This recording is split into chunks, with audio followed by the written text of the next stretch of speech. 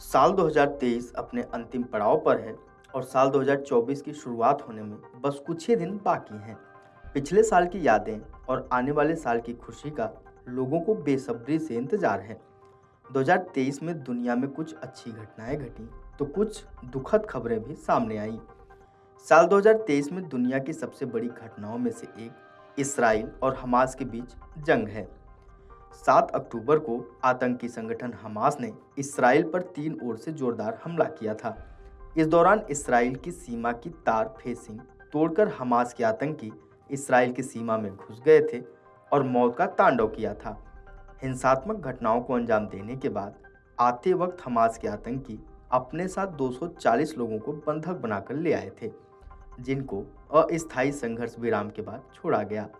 इस जंग में अब तक तकरीबन 18,600 से ज़्यादा लोगों की मौत हो चुकी है। हमास और इसराइल के बीच शुरू हुए युद्ध को 2 महीने से ज़्यादा का समय हो चुका है। 7 अक्टूबर को हमास के हमले के बाद इसराइल ने हमास को जड़ से मिटाने का संकल्प लिया था।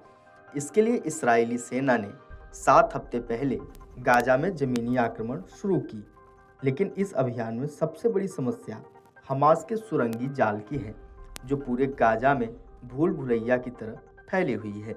ऐसे में सुरंगी जाल को खत्म करने के लिए इसराइल डिफेंस फोर्स ने सुरंगों में पानी भरना शुरू कर दिया है।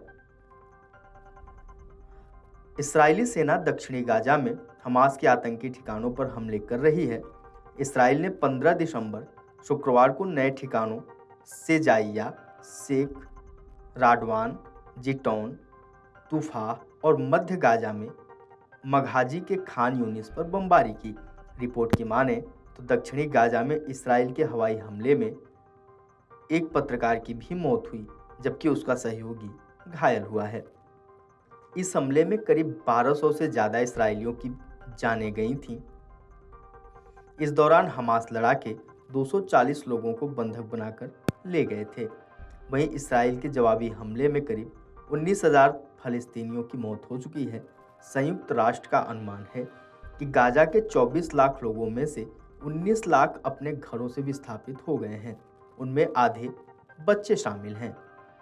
पूरे गाजा पट्टी में भूल भुलैया की तरह फैली सुरंगों को नष्ट करने के लिए इसराइल ने नया तरीका खोजा है। एक अमेरिकी अधिकारी ने बताया कि भूमिगत नेटवर्क को नष्ट करने के प्रयास में इसराइल ने गाजा की कुछ सुरंगों में समुद्री पानी भरना शुरू कर दिया। इसके लिए सेना सीमित आधार पर तरीकों का सावधानीपूर्वक परीक्षण कर रही है। सफल होने पर बड़े पैमाने पर सुरंग नेटवर्क को नष्ट करने के लिए पानी को बढ़ाया जा सकता है। विशेषज्ञों का मानना है कि यह तरीका कठिन होने के साथ साथ विवादास्पद है। भले ही पर्याप्त मात्रा में उच्च दाब पर पानी छोड़ा जाए, लेकिन इसे सफल होने की संभावना आंशिक है। इससे जहां मीठे पानी की आपूर्ति के दूषित होने का खतरा हो सकता है, तो वहीं इमारतों को नुकसान पहुंचने का जोखिम है। Video desk amarujala.com।